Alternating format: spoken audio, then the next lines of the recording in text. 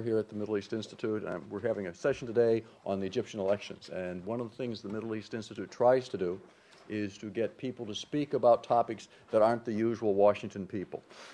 Too often you go to these discussions in Washington, which I do more than my fair share, and it's the same people saying the same thing over and over. So here at Middle East Institute, we try to get some different people in town. Today we have done that for the elections. We have two people who are very well informed about Egypt and Egyptian elections, and I'll just give a brief introduction because they're really excellent in themselves. One is Mohamed. Mohamed is a scholar here at the Middle East Institute. He writes for Al-Shorouk in Egypt, and he was in Cairo and he voted on Monday. So therefore, we have somebody who's literally first-hand in that. And over here we have Josh. Josh is an assistant professor at Kent State University. He has spent many, many years in Egypt. He writes extensively on Egypt, and he has perspectives that are different and unique from those of us we usually hear in Washington. So I think we're very fortunate to have them here. I look forward to having a discussion, because that's the most important thing, because the questions from you all are very important, and will bring out the topics that we are most interested in. As the moderator, I will try to be in the background, but I will intercede at times if we get off in the wrong tangents or something like that. Mohamed, do you want to start? Or Josh is going to start? Okay.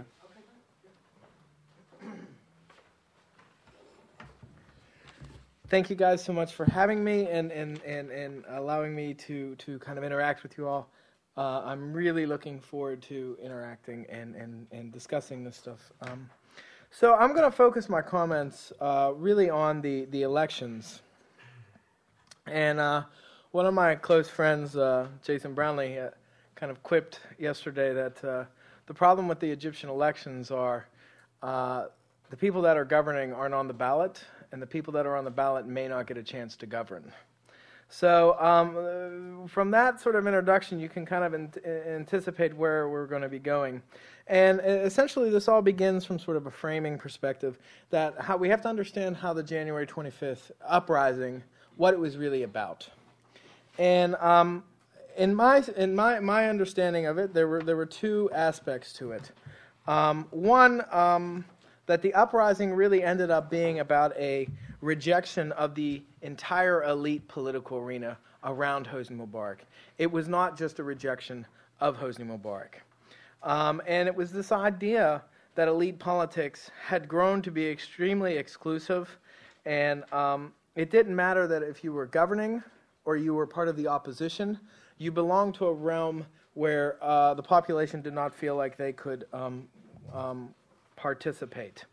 Now, in terms of what we saw then in January 25th, and I know that there are many, many different points of view on this, but essentially the way that I understand it is that we didn't really see a regime change as much as we saw a change to the ruling coalition, right? So before January 25th, if we looked at sort of the important players in Egypt, the military, of course, would have been one of those players, but it was a sort of junior partner or sort of a partner that had since the 1990s come to been dominated by other partners, so such as like the Gamal Mubarak neoliberal economic team. And we also would say that because of the aggressive neoliberal economic reforms that were taking place, particularly beginning with the Nazif cabinet in 2004, what this led to was increased contestation, labor protest. Egypt experienced the most expansive labor protest in its history, but from 2004 to 2010. And in that respect, what they needed, the Mubarak regime came to need, was increased repressive capacity to put down these protests. So what you saw was a sort of emphasis placed on the Ministry of Interior and its forces, and this came at the expense of sort of the military. So this even is reflected in the literature in political science and in Middle Eastern studies, where in the 1980s you would find a lot of literature about Arab militaries. And in the 2000s, you started to see a shift away from these to where people were talking not about military states, but about state security states, right? And Egypt seemed to be conforming to that model. So when the opportunity presented itself with the January uprising, there was a change in the ruling coalition. And what we saw was the military come in and dump the neoliberal economic team of Gamal Mubarak. So they either fled the country or have been or are in jail at the moment. And they're currently in the process of redisciplining the Ministry of Interior under their control. So if you were to draw this on a map, right, you would see the ascendancy of the Egyptian military back into power. Now, we can discuss the intentions of the Egyptian military. Do they want to stay there? Do they want to govern? Are they incompetent? Are they evil geniuses? We can have that conversation, but it's inescapable of whether they want to govern or not. They are governing, right? They are the de facto executive, and with that incumbency comes ramifications. So when SCAF acts, it means something in a way that protesters in Tahrir don't mean the same thing when they act, or opposition parties don't mean the same thing. And I think that whether SCAF means this or intends it or not, what we're seeing is a sort of restructuring or a reconstitution of the elite arena. And if you look at that reconstitution of the elite arena, it's starting to look increasingly exclusive again. So, you're seeing many of the same groups like the ex-NDP, the WAFT, and even sort of the Egyptian bloc seem to be drifting towards accepting the logic of SCAF, whereas some groups that weren't previously part of the regime or part of the elite, like the Muslim Brotherhood, like the Salafiyin, are being incorporated and becoming made part of the elite too. And in that, they're becoming stakeholders in this regime. And it will inevitably allow SCAF to continue on with the narrative that the revolution has succeeded and everybody can go home now. And now is not the time to talk about revolution anymore. We need to discuss parties, elections, constitution writers. And the rules of the game appear to be written in a way that they're excluding those that reject the reconstitution of the old/new system and reward those that accept the logic of the game that SCAF designs and the new establishment that is based on these sort of divisive divide and rule ends. And if the preliminary results are indicative, and they're probably announcing the results now, or they'll probably be a little bit late. But they're coming out today. What you're going to have is a sort of sizable Islamist bloc, right? One that's going to have maybe 40% of the Muslim Brothers and maybe 20% of the Salafist. And so what this is going to do is it's going to further sort of engineer a sort of anti-brotherhood, anti-Islamist vote in the next two rounds. So what you're going to end up with is a parliament that is divided between two groups of Islamists, and I do not believe that the Salafiyin and the Muslim Brothers are going to be good allies or good bedfellows. I think that they could actually be really divisive with one another, and games in parliament could break out about who's the real Islamist. And so I don't see them as natural allies. And then on the other side, the Muslim Brotherhood is going to be squeezed by the anti-Islamist bloc that's in parliament. And this is all to say that SCAF is going to be able to kind of stay above this, and at least for the sort of medium term, balance one group off of another.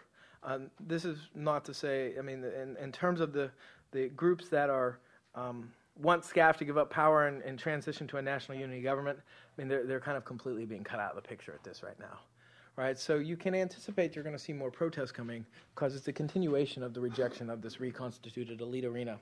And this says nothing about the sort of laws and the sort of entrenchment of the military that we've seen in Egypt since February, right? So SCAF as a body, right, has gone from being a sort of illegal constitutional entity to writing themselves into the Constitution. There's been an explosion of military trials in the country. Some 12,000 military tribunal sentences passed down since February. So we're really getting these moments where you're seeing a sort of entrenchment of the military, right? And then this is not to mention the sort of economic interests, which nobody really knows what the military actually has, but we know it's a lot, right? And so this makes SCAF, as a consequence, an interested party in how the transition folds out. And so this is why, even if they don't really intend to govern, it leads to this sort of situation where they end up sort of mishandling things. And so, you know, I'll kind of finish up with because I don't want to take too much of your time, but this idea. So now we're going to have this parliament, right? And it's going to have lots of Islamists, and it's going to have this sort of non-Islamist bloc in it. And even these categories are kind of really rigid because, you know, some of the Islamists are Islamist light and some of them are Islamist hard, and so that doesn't always necessarily mean the same thing. But I think that what we're looking at in terms of this in the big picture, and I thought Eric Traeger illustrated this pretty well in Foreign Affairs, I think, yesterday. He basically kind of said that the military was on a collision course with the Muslim Brothers. And you can already look at the Muslim Brothers kind of increasing their rhetoric, right? So they hadn't even announced the results of the election, and the brothers have already said, well, this just goes to show the legitimate voice of the people has spoken, and now we want a parliamentary government. We don't want a strong executive, and SCAF needs to start moving out of the picture, right? And this could look like a power grab. Or we could understand it in the same vein that we understand the super-constitutional principles that SCAF announced before the elections. Maybe these are opening salvos in a sort of bargaining war about what kind of role SCAF will have in the future.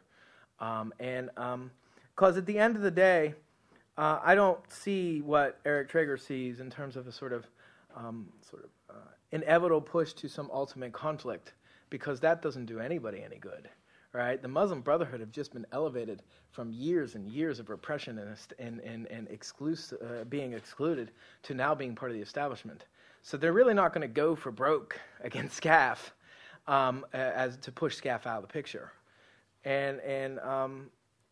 So I really don't see.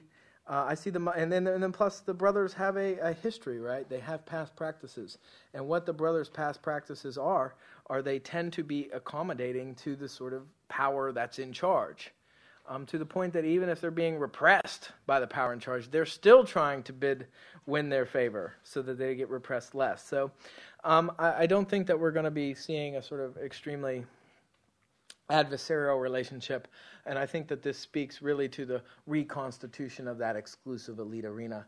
And you know, there has been some chat about how this is really sort of the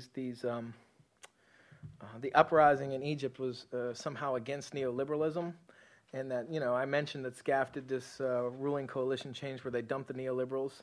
This isn't some return to populism, because if you look at all the parties that are getting elected into parliament, including the brothers, including the Egyptian bloc, right?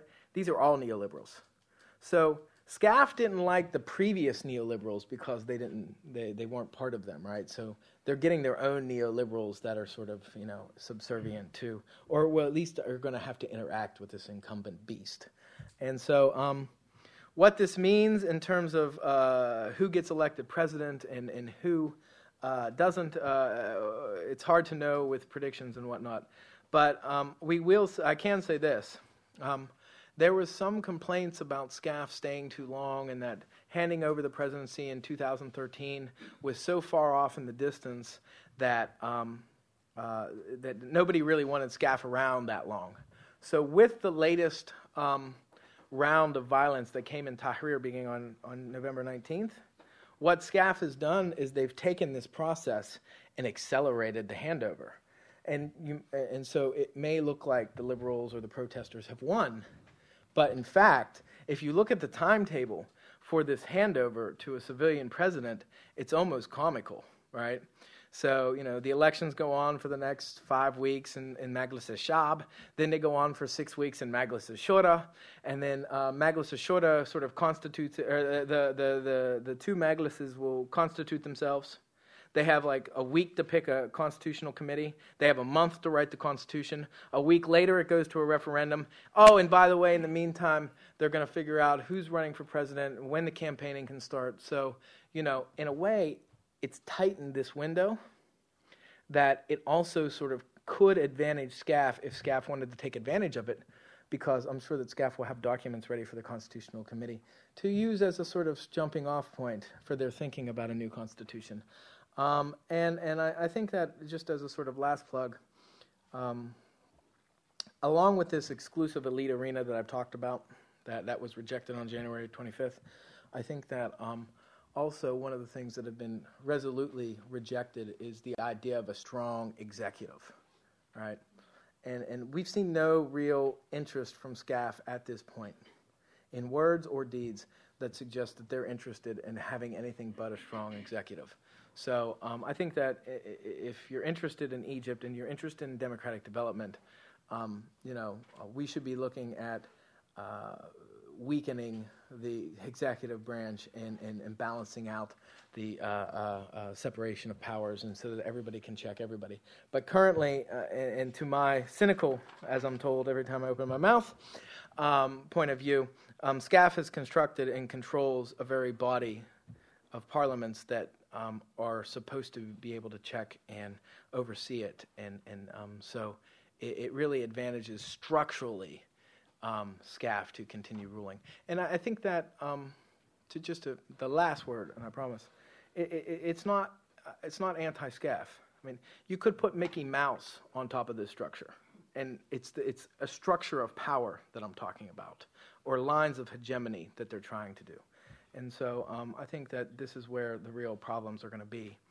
That said, I don't think contestation's over. I don't think that we're looking at a sort of reconstituted authoritarian regime a la the Mubarak years. We can expect the atomization of Egyptian politics and increased contestation in new and innovating ways that SCAF or no other political elite can foresee. So it's going to remain extremely interesting in Egypt for the coming couple years. And I look forward to engaging with your questions, and thank you for listening to me. I'll hand it over to Mohamed. Thank you.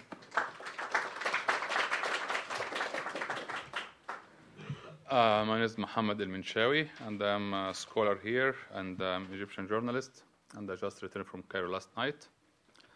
And I want to focus on SCAF, as my colleague did. I will focus on the election, and will be happy to take any question you have. Election was good news and bad news. I'll start with the bad news. I believe SCAF used the election and the smooth it went through, at least in the first phase, as the renewal of its legitimacy. SCAF within a lot of Egyptians lost some legitimacy over the last few months. After Mubarak stepped down in February 11th, millions of Egyptians supported SCAF, supported everything they stand for at that time. And the main drive for that was, I believe, SCAF protected protesters from violence by police, or stopped and rejecting the order from Mubarak to attack the protesters. That was the belief. Egyptians believed the army protected them. However, Field Marshal Tantawi in Mubarak trial, I believe in July, said we were never ordered to shoot the protesters. And here the legitimacy was shaken. People thought the army protected them, and here the top of the army said we've never been ordered to attack. And after that, we have this sad story of Maspero, where dozens of Christians were killed, and some military people as well.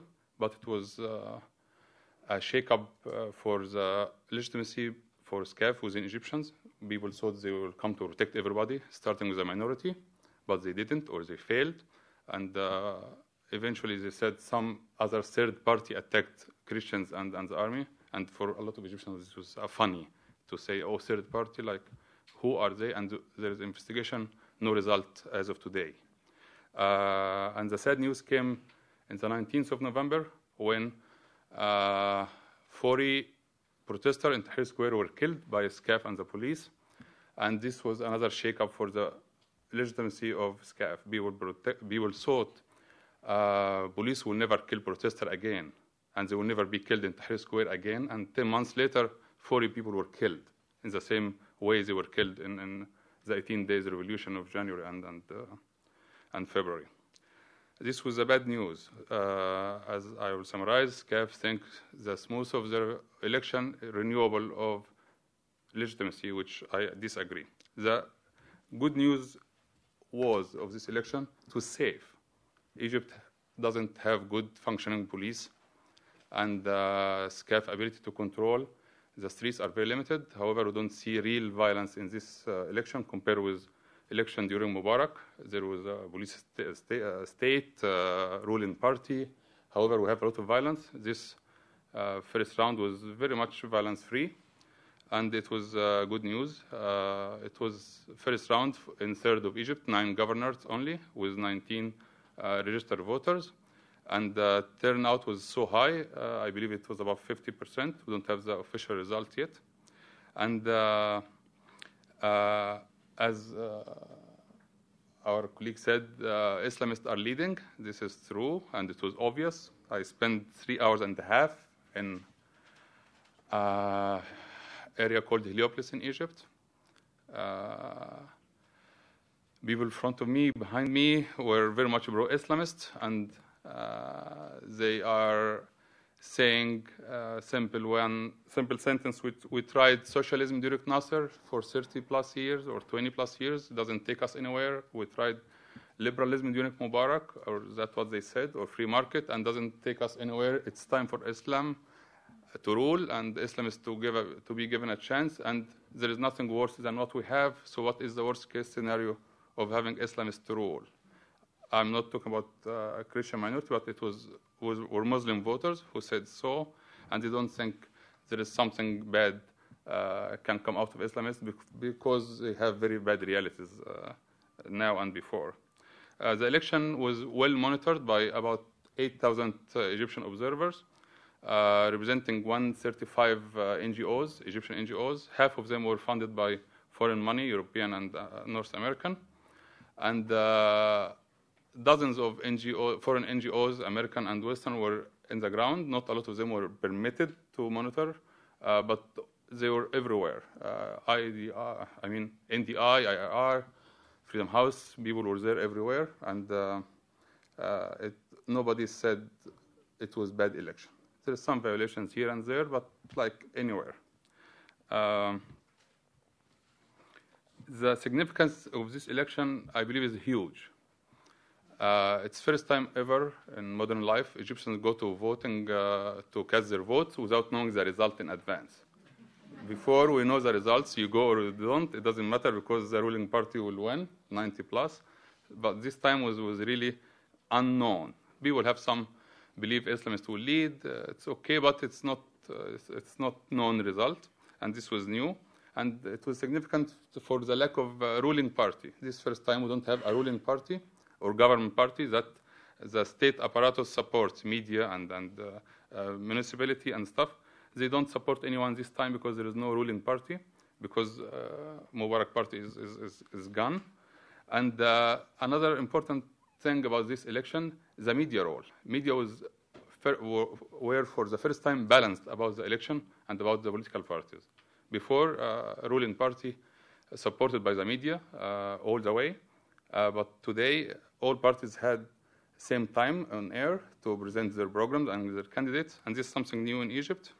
And another significant point was this election, theoretically speaking at least, SCAF was neutral toward these political parties. The ruling body of the military forces, which plays the role of the president, doesn't support a party or a group. They were neutral, and they don't have any statements that could be understood leaning toward Islamist, toward liberal, toward leftist. It was neutral, and this was something new as well for the head of the state of Egypt to be neutral regarding the parliamentary election. And I believe it's very significant as well because if it goes smoothly till the end of the third round, it will represent the real political map of Egypt. We never have serious political map. Dictatorship doesn't allow that to happen.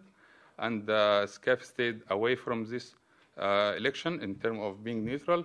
So I believe we'll have real map, how much Salafist we have, how much Ikhwan we have, how much liberal we have. And this would be important to know what kind of Egypt we can deal with. I will talk more about liberal forces in Egypt, because a lot of writing in American media in the last few days and actually last few years focus in Islamist. It's easy topic and very exotic, but liberals is a real big dilemma in Egypt.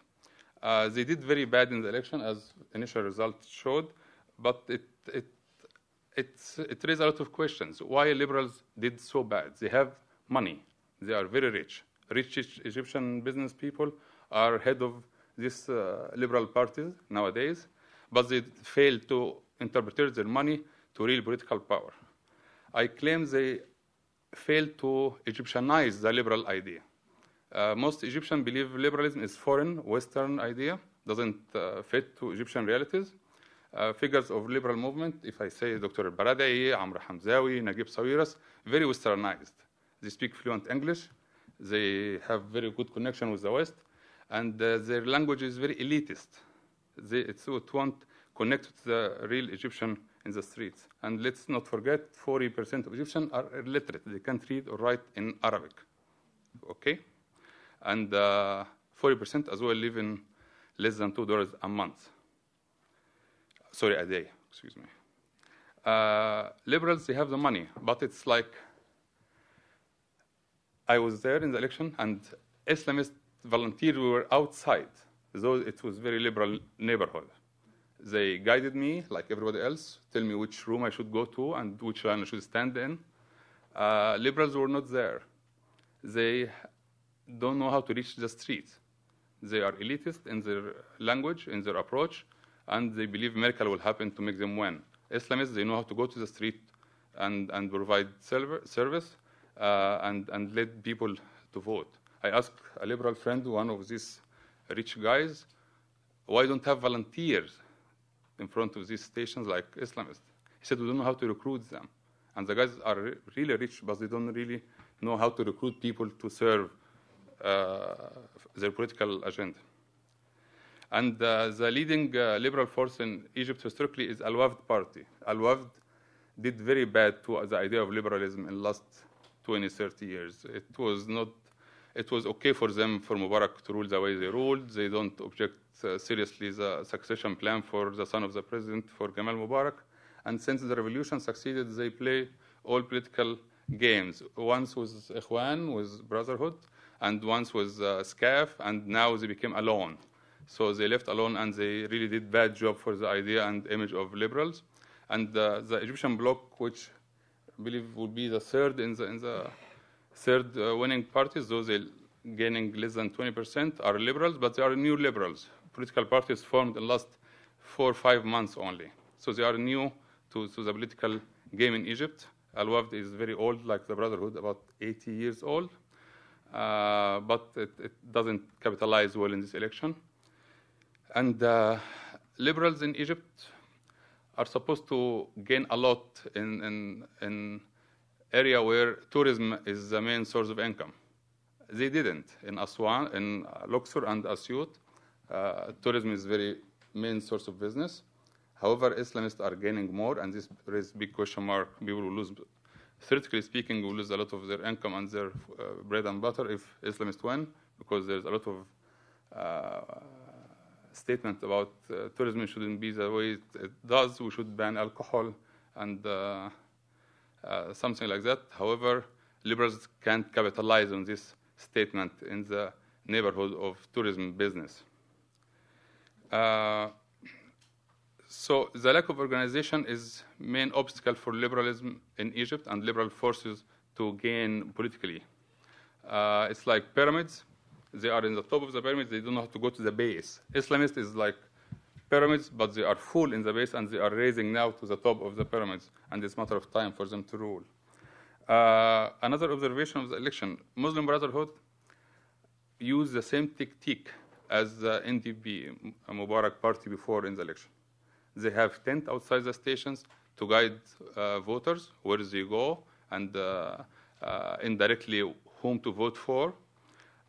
They mobilize voters. They bring their own buses full of people to the stations, and they provide breakfast and sometimes lunch because the long lines.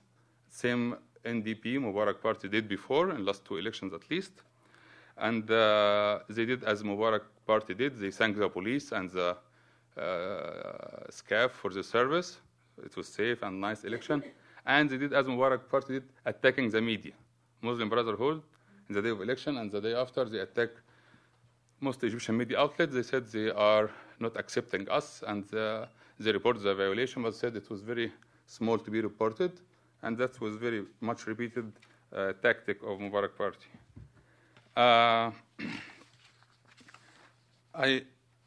I may add something about the major player in the Egyptian election. There is 4 blocks. Democratic Alliance of Egypt, which includes the Muslim Brotherhood, the Freedom and Justice Party, which seem to be gaining about 40%. There is the Egyptian Bloc, which Liberal Party, I believe they will get about 15%. And the Islamic Bloc, which is Salafist, which is more radical, more fundamentalist than the Brotherhood.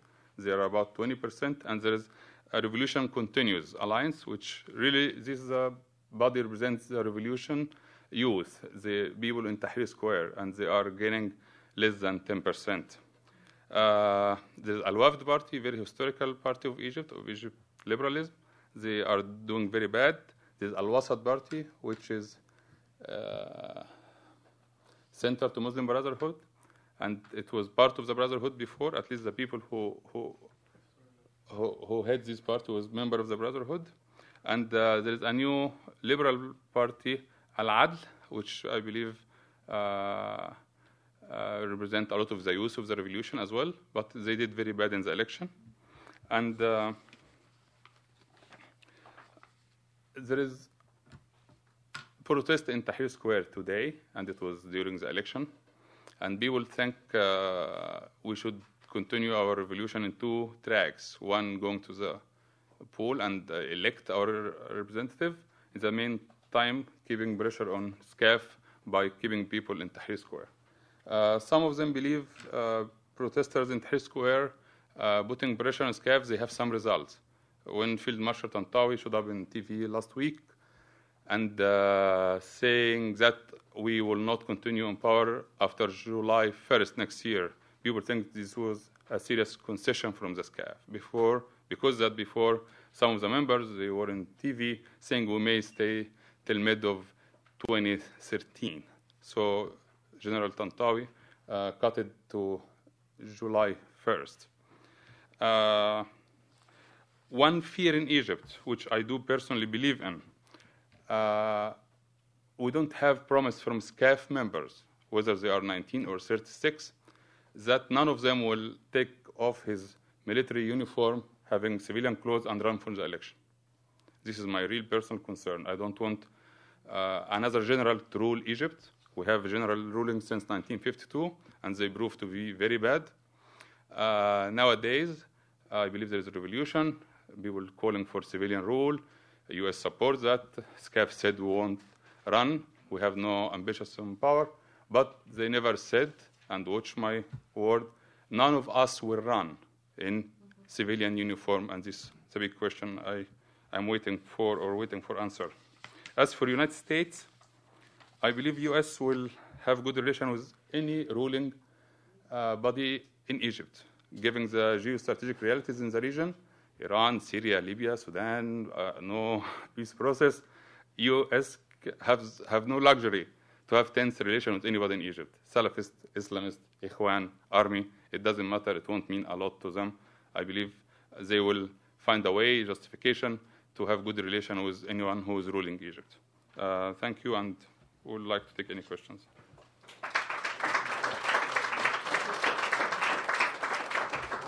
Now we open for questions, and I'll take the prerogative of asking the first question. We finished 1/3 of the election, and of the area we voted in, it was the areas where you would have expected the liberals to do well because you got the main Christian centers, and the Christians were told vote for the liberals by the church, and you got Alexandria, which was the strength of the Salafist. So therefore, we're now going into 2/3 of the country where those two groups are not supposed to do as well. how do you prognosticate will happen in the rest of the elections? Where are we heading from here? What is the final parliament going to look like?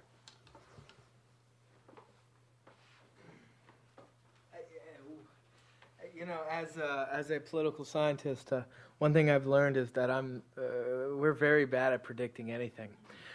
So I'm a little bit concerned. I mean, there are big Christian communities in the South, and I believe that I think that the sectarian dimension is going to drop out of the bottom of this very quickly. I think it's going to become about, do you want Islamist rule or not? So you may see an entrenchment of even more turnout in round 2 and 3. That will push against this sort of burgeoning sort of brotherhood bloc and Salafist bloc. That said, there are some interesting places where voting will take place. So there's still going to be some voting done in the Delta, which is typically where the brothers do very well. Some voting in Upper Egypt, where is a place where the sort of NDP always did really well, and the Brotherhood always did pretty poorly. And then there's the sort of wild card, which is the Sinai, which basically rejects all of these people. So, you know, it's very difficult to kind of prognosticate what the final numbers look like. But you know, given the rules of the game and how everything was designed, it was never really meant to empower sort of revolutionary kind of figures or young people into the parliament.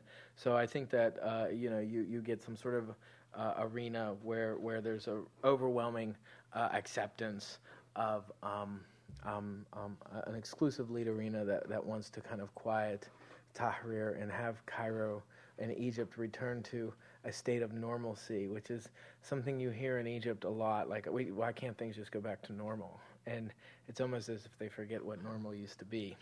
So, so I think that's as far as I can go on prognosticating. Mohamed?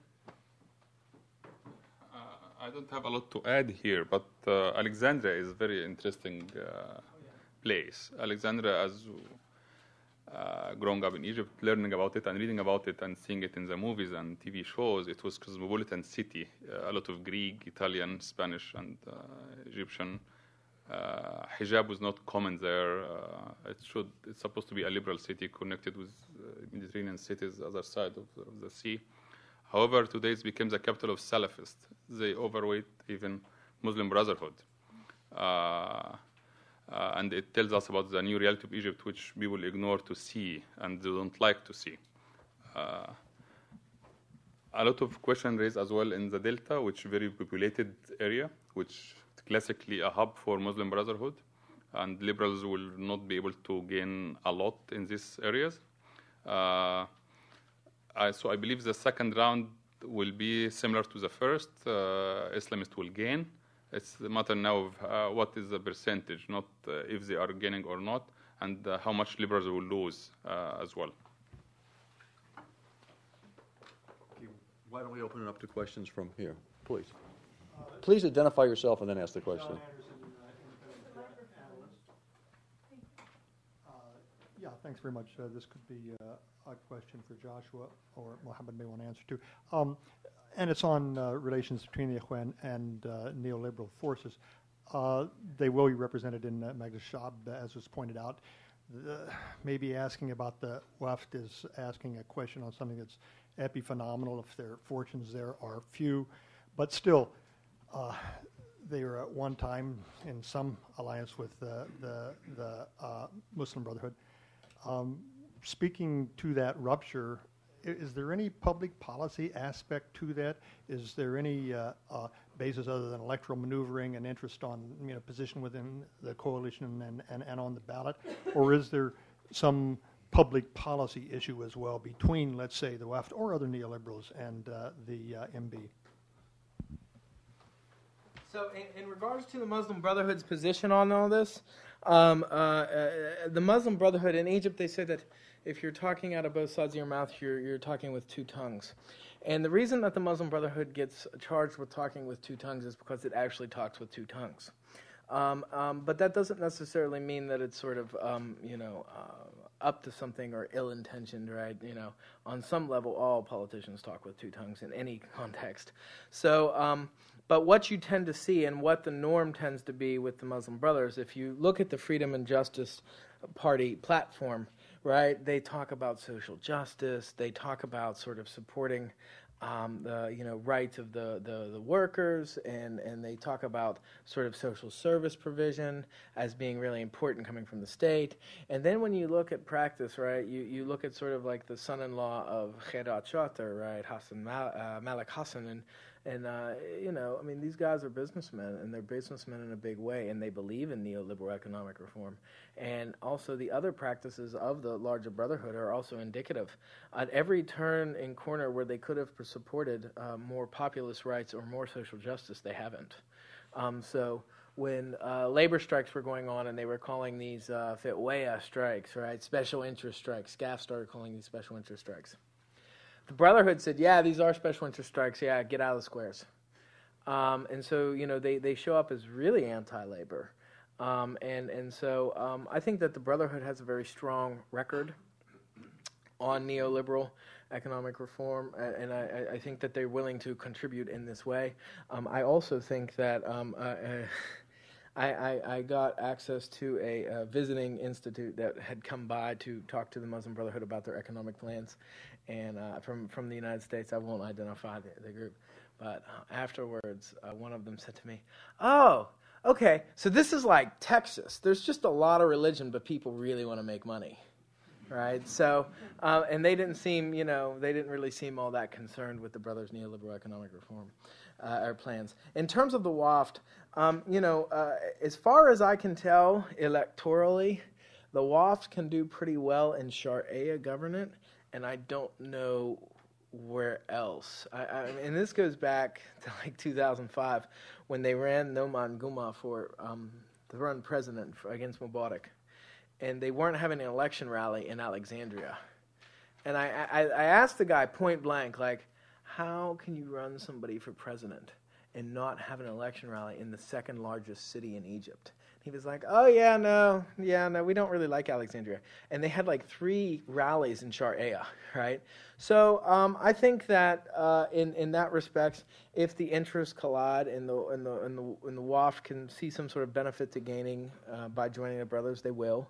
And if they don't, they won't. And they're going to try and play to their strengths and really come out in Sharia. And I mean, it's 1 out of 27 governments. So, I mean, if that's where they want to have their little republic, then I guess they can have it there. But in terms of electoral process, it was always going to be a problem because these blocks, these kutlas, so to speak, the more parties you get into them, the harder it is for you to get on that party list, right? So the WAFT initially entered the Democratic Alliance Kutla with this idea like, okay, we're with the brothers, we're going to... And then when they found out like they were way at the bottom of the list, that's when they defected out because they didn't really see the point. And so, I mean, I think that what I'm trying to get at is that it's not ideology that's guiding all this stuff, it's really interest in resources at stake. And that goes for the Brotherhood too. They may speak the language of religion, but they're really about nuts and bolts, how much can we control and where, and who's encroaching on us and these sorts of things. So I think that we would look to interest as to explain why things are happening electorally. I hope that answers your question. Mohamed? Yes, please. We need a microphone.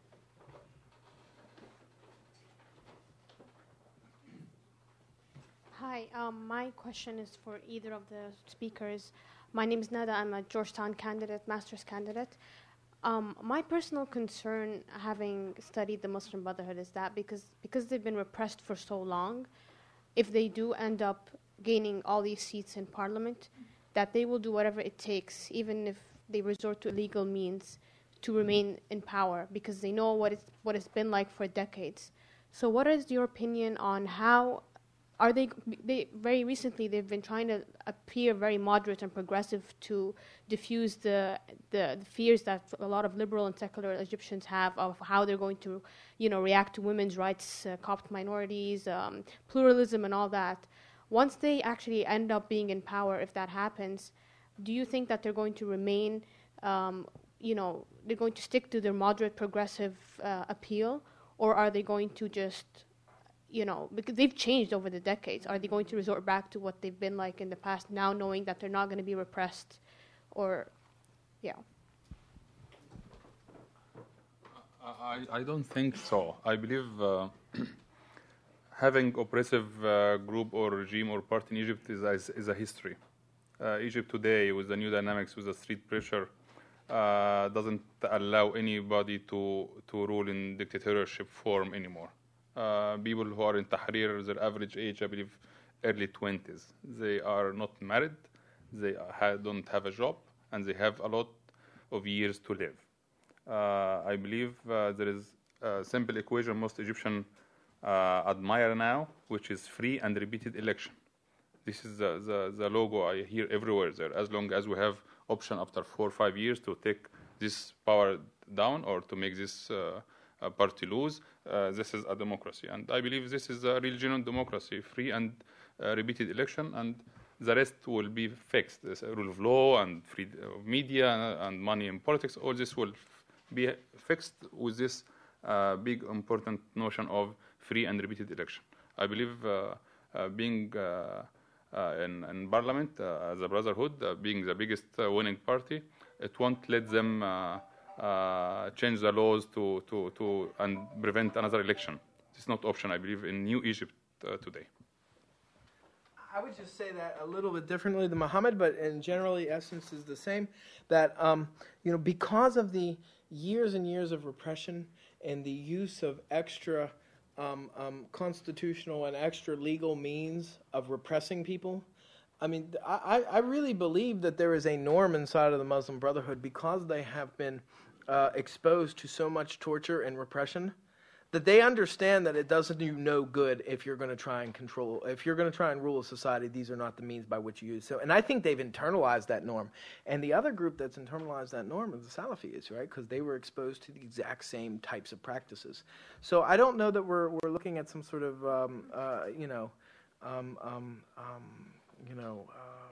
sort of legacy that's sort of that they'll draw on.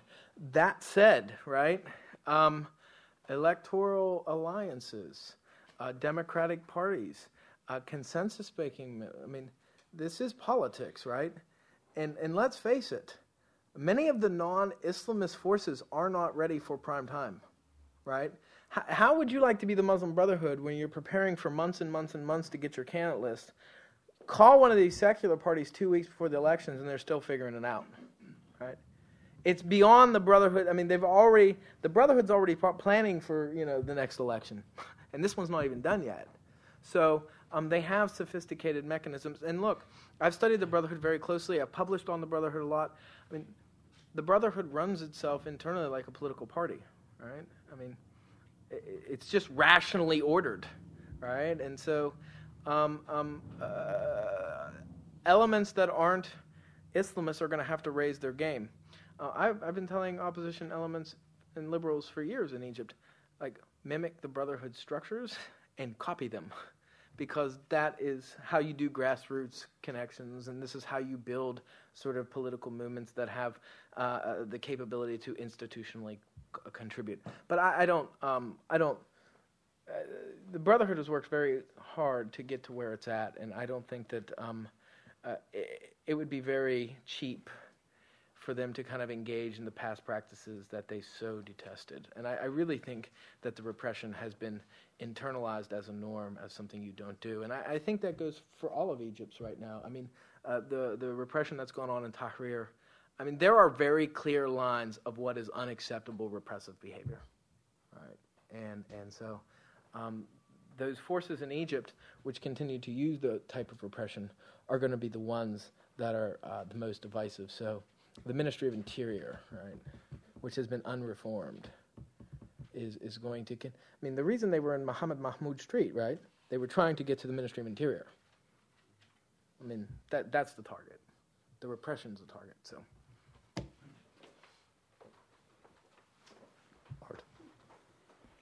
Art Hughes, MEI. You've commented on the SCAF, but what is the current public attitude toward the Army as an institution, in the going forward, to use a very hackneyed phrase these days? Thank you. As I told as I said in my earlier remarks, SCAF popularity was so high in second half of February and March when people believed they protect the protesters. They didn't shoot on protesters and rejected Mubarak order to do so. When General Tantawi came publicly and said, I was never being ordered to shoot protesters by Mubarak, his SCAF popularity was shaken. And Maspero added, and the shooting on November 19th in Tahrir Square and Mohamed Mahmoud Street shaked big time the popularity of SCAF. When SCAF enjoyed high popularity, it was conditional by their statement which indicated they have no ambition in power or ruling Egypt. That was clear. Every statement they have, and they have about 80 plus now, they said, ليس لنا مطمع في السلطة. We have no ambition in ruling Egypt. And they say that over and over again. Every time they have any statement about anything, they remind Egyptians that. So I believe this will be a big and important statement to follow in next few months. General Tantawi said July 1st, this is the last day for SCAF in ruling Egypt. Then we'll have a civilian president. But as I said, he stopped short, and SCAF stopped short from saying none of us will have civilian crews and run as independent candidates. That's still to be answered. And that's the fear I said I have, because I don't want another general to rule Egypt after they did that for about 60 years. However, a lot of Egyptians are very conservative in their political attitudes. And they said the state is gone, regime is gone, police is gone, there is nothing left in Egypt except the army. And the army has and is enjoying this respect. Any army anywhere, nobody can talk negatively about the army as long as they don't play politics.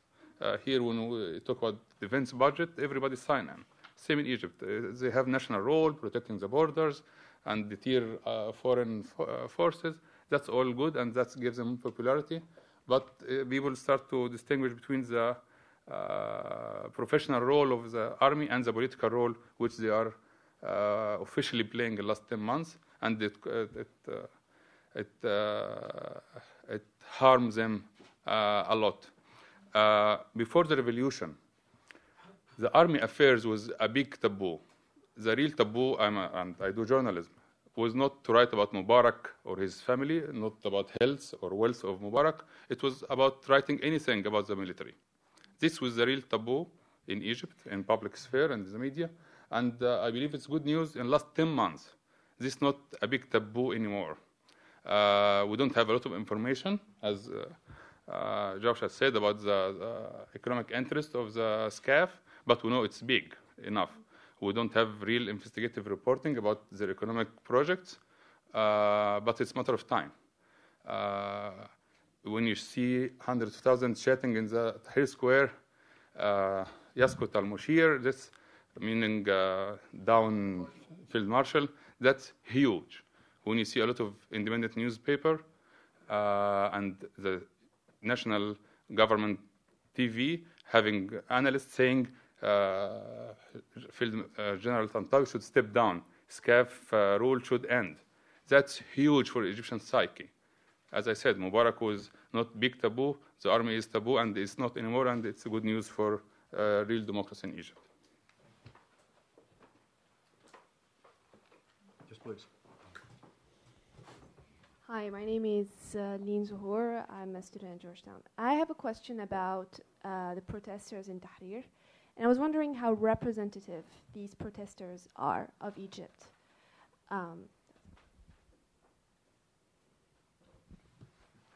Could I add a corollary to that?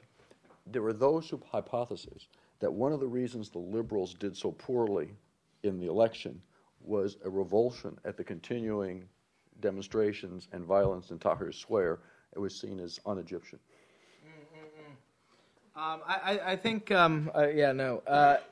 it's very difficult to know exactly how representative the Tahriris are, and this is because there's overrepresentation when they do something in terms of a spectacle. So when Tahrir does something, right? I mean, if you aren't, so was it 2 Tuesdays ago? Like I went into the class to teach class, and like this is when Egypt was on fire. And like the kids are like, is SCAF going to fall? And I was like scared to death to make a prognostication, right? Because judging on what we had seen with Mubarak, right, the whole spectacle was based on that, and the protesters can win the spectacle of the day. But when you stepped away from that and looked at sort of Egypt in the sort of wider view, and you realized that business was going on as usual outside the square, and the fact that the protesters don't really have a lot of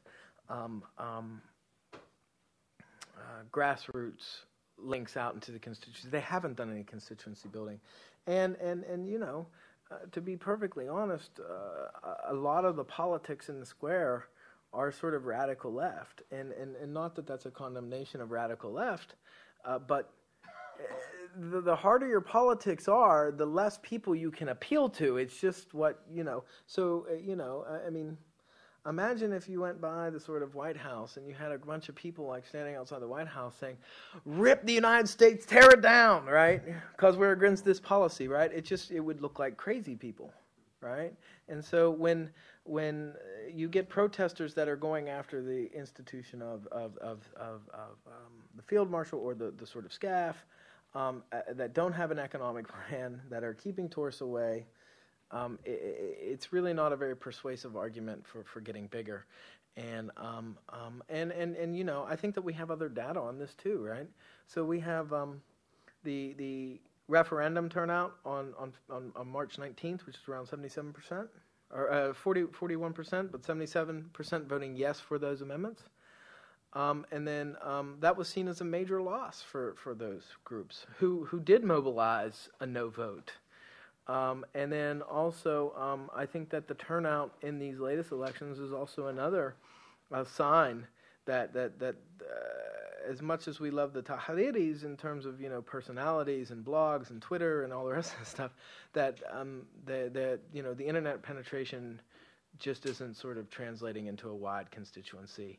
And then in terms of Graham's question, I don't think that had the Tahriris fully participated. And look, the Tahriris did not boycott the elections. They were split about whether to vote or not. So half of them voted. And I think that the reason the Tahriris aren't voting for the liberal parties is because they see this more as sort of the exclusive elite arena from before, just being reconstituted. They see this as just more neoliberal economic policy of carrying on, and so that's why they're not getting their votes. They just aren't able to translate that into an electoral bloc in a way that's meaningful just yet, because they're so worried about when the next demonstration is, they haven't actually gone out into the constituencies or the governance and actually started building grassroots networks, which incidentally is what the brothers do really well. I may add something about Tahrir Square. I agree completely with what he said. In addition, I believe it represents all Egyptian elements. It's a huge place. Leftists are the most active and the most publicized group of people. They choose their chant and people follow. But it's not only political marketplace. It's an outing in Cairo. A lot of Egyptian family, they live in very small apartments and they find no place to go. Doesn't cost them a lot to go out with their kids. And you will be surprised. You see a lot of kids there with their families, and they go there to take one piece of corn or something for $250 or so, which is very cheap, entertaining event for them and their kids. So really, it's outing place in addition to be a political center. But it's not only Tahrir Square. When this protester took place, this protest happened in November 19th. It was all over Egypt. Of course, the media likes Tahrir Square because it's very central. The light is good, and they can put camera in the top of some buildings. But it's everywhere, not only Tahrir Square. And Tahrir is the heart, but the rest of the body is stretched all over Egypt. Something else about Tahrir Square, it has even pro-Mubarak people last Friday, I saw some of them who are calling for, let's go home, guys. This enough is enough. And I believe it's really a composition of everybody in Egypt now because of the social aspect of Tahrir, which outing, and because it's the TV focus there. So everybody has any claim or any agenda, just have a sign and you will see it maybe in Al Jazeera or CNN second day or the same moment, which is very exotic and attractive. Yes, please, in the back. Thank you very much. Probably my question is going to be a little in advance, but what do we expect from the new government in terms of its foreign policy? Is there any difference we expect from that? And by the way, my name is Rusul Shihab. I'm originally from Iraq and work with Earth Day Network. So in other words, what exactly, is there any demand in terms of the foreign policy for the new government, especially with relationships with the neighbor countries, Egyptian-Israeli relationship, and with the international committee? Thank you. Thank you for your question. That's a good question. Look, it all depends on sort of whether you buy, what interpretation that you buy in terms of how much power the next parliament has. So if you buy into my interpretation, you would essentially say, well, the military is still going to be the sort of anchor for the Egyptian policy establishment. And if you buy the fact that entry into the elite arena is based at least on the logic of accepting SCAF and its positions, then you would look for more continuity than change in foreign policy. And I think that is largely what we're going to see, obviously, because it's my interpretation that SCAF is going to be the sort of key player. But, that said, if we look at sort of other relationships in Egyptian society, so, the polling data that we actually have finds out that most Egyptians are supportive of the Camp David Accords. They do not want to rescind them. They do not want to re-enter a state of war with Israel. This is based on very practical reasons, right? The idea that, wars cost money, they ruin your economy, you can't beat Israel in a war, and oh yeah, by the way, people in your family die when this happens, right? So, and then so that's not, there's those reasons why. And the Brotherhood used to say in the days of Mubarak, well, if we ever came to power, we wouldn't mind putting the treaty out for a popular referendum. I don't think we're going to see that position return now that they've actually come to power, for all the reasons that we discussed. I mean, subservience to SCAF, but also sort of they are very conscious of their image abroad. Samuel Adian wrote this, very nice piece in The Guardian the other day talking about how, well, if you're elected, that means you have the legitimate right to rule. So if you weren't really elected, that means it's time for you to go. So they're even putting international pressure on the SCAF to leave. But SCAF leaves, SCAF goes. I don't think we're going to see any sort of, interest in changing the relationship. That said, and I think this is an important point. I lived in Egypt for 9 years, and I thought about the treaty a lot, and I listened to a lot of people's takes on the treaty over those years. And what I found is Egyptians weren't anti-Israeli. That was never the driving entity behind it. The problem really was that they really detested the way in which Sadat rammed the peace treaty down onto the society. It was basically done in a unilateral way, with very little consensus, and anybody that kind of said, "Wait, hold up, is this really?" By the time they said, "Is this really?" they were on their way to jail, right? And so it was that process that they didn't like, and that's why I think when the treaty comes up, you get a lot of raw emotion because people are really upset by the way that it was never something organically or sort of, there was never a lot of buy-in from the society, which I think is a really important and nuanced distinguishing factor than just kind of assuming that if Egyptians rail against the treaty, it's because there's some other sort of anti-Semitic reason. So, but that's my opinion, and we have public opinion poll that backs that up. Thank you very much. Thank you. I will just add one small point, which Latest poll shows that most Egyptians would like to have normal relation with Iran.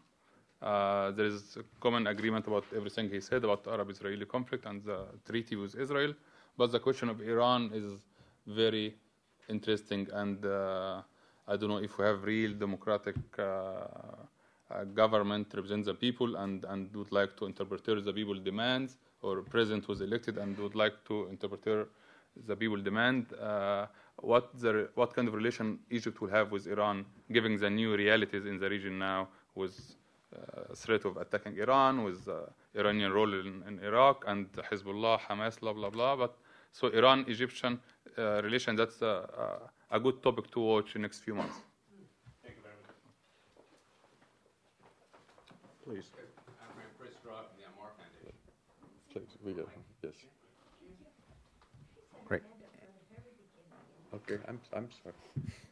Well, just a really quick one. We haven't talked about the Egyptian economy, which we read is in steep decline. I'm hearing that Egyptians seem focused on other issues. When do they turn to the economy and really react to that? I think there's two issues with the Egyptian economy. One, when there are lots of protests and there's violence, the Egyptian economy really starts to tank. The Egyptian boursa has rebounded since the election news. It still doesn't really say much for sort of long-term growth. Of course, as many of you are aware, Egypt was one of the top IMF reformers, one of their star candidates from the past couple of years. Those days of growth are going to be very slow right now, given the sort of context and all the upheaval. The way the military has handled this is they've dipped into the reserves, and they're sort of burning through them pretty quickly. But they have enough that if a political system sort of stabilizes itself, that it will rebound. I mean, primarily the major loss is tourist dollars. So that would be sort of the quickest lifeline back to Egypt. But you have to remember that something like 7 million tourists go to Egypt a year, which is not a huge amount. So there's lots of room to grow there. And then also the last part of that question is, market forces don't always apply in the Middle East. And that's because international financial institutions and foreign governments tend to stand on the sides and bail out, for lack of a better word, if things get too drastic. So if the situation got really drastic in Egypt, I would imagine that we could see some sort of international bailout to keep Egypt floating. And again, I'm not condoning that. I think that's part of the problem, right? If you're going to have a market order, let the market run, and that will self-correct the behavior. But the Middle East is all too often not just a place of military interventions, but also financial interventions. I will add, I agree completely, and economy is not the major reason for the revolution. However, it was very important reason a lot of people joined the revolution. I believe, economically speaking, the worst is gone in Egypt with the death of tourism and killing in the street 2 weeks ago and a few months ago in Maspero. We are starting the end of the transition period now with the election, which moved smoothly, at least the first round. And I believe the stock market and the economy respond positively in the last 3-4 days. And I believe it will continue in that way. Another point, if Muslim Brotherhood will have presence in the new government, which most observers believe, they have, a lot of Egyptians have good confidence in their economic abilities. They proved to be very good organization, survived a lot of attacks economically and politically and security-wise as well. And a lot of people believe they will be able to govern in the economic term very good because they have, as Joshua said, they have a lot of successful business people in the top of the organization, and they have great relation with the Gulf, rich Arab Gulf countries, Saudi Arabia and the small Emirates, and as some of their leaders told me, they have a lot of cadres who are trained now in Turkey to model the Turkish experience of economic progress after Islamists controlled the political scene in Turkey. So I believe Islamists may provide a good answer to the economic dilemma in months to come if they have the opportunity. Yes, please. Hi, my name is Rachel. I'm also a Georgetown student. And I was wondering, to what extent are women playing a role in the elections and general political landscape? And what do you see as being the biggest challenge for women gaining more political power? Okay, so one of the first off, there's lots of women candidates. I forget the list system. It could work out if it was manipulated in a certain way that 40% could be women, which seems like it's excessively high, and I don't think and I don't expect it to work out that way. But those were some optimistic numbers. And, I think that like other countries in the world, we can anticipate that women are going to be underrepresented in sort of parliament and government.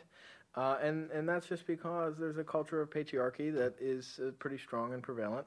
You see this also. The Muslim Brotherhood are sort of the ones that are targeted the most. All right, so they'll say like, oh, well, the Muslim Brotherhood won't accept a female candidate to be president, right? So therefore, they hate women. If you go and look at the Freedom and Justice documents, Freedom and Justice Party documents, they speak very well in terms of gender codes. But if you, again, look at the Brotherhood's practices, like there are no women in the top echelons of the Brother, there are no women in the Freedom and Justice Party, and that sort of culture of patriarchy sort of prevails. But this is not any real difference. If you go back to the 2005 elections, which were really the last, the much better elections, or indicators of elections under Mubarak, the Mubarak only, the NDP only nominated two Christians and 6 women out of 444 possible candidates. So there is a sort of aspect to women's role in Egyptian public life where they're not as electable. But like I said, it's a culture of patriarchy, and that culture of patriarchy is existing far beyond the boundaries of Egypt. And if you go look at the representation numbers for sort of women in any Western European country or in North America even, they're quite low. They're not even remotely reflecting sort of the sort of division between. So it'll be an uphill struggle, as it always is for women in Egypt and other parts of the Middle East. But what we know and what we've seen is women are constantly contesting power and pushing the boundaries of what's acceptable and redefining their roles in these societies. And some sociologists have called this sort of the quiet encroachment of the ordinary, right? So, but over time, the quiet everyday encroachments add up to something, and to anticipate that it will be a fast or linear projection for women's rights is not really true, given the given the fact that you have these legacies of patriarchy that are really still remaining strong. I'd like to point out that we are extremely sensitive to the women issue here, having the 3 males standing up here. And that when I first started working in the Senate in 1980, that year we got to have 2 women senators. It was the most we've ever had before, so therefore we are slow too. It takes a while to get there. But I think one of the things, I'll make a point here, I think whatever comes out of the elections and whatever happens in Egypt, Egyptians are moderate. There's not going to be a great taking away of rights of women, because that would make you unpopular in society. That's not going to happen. It's Egypt going to move on its Egyptian path, and it's going to be very positive for Egypt and hopefully for the region. Now, any last questions? We're at the end. Great. This on time. This is wonderful. Thank you very much for coming. It's a pleasure.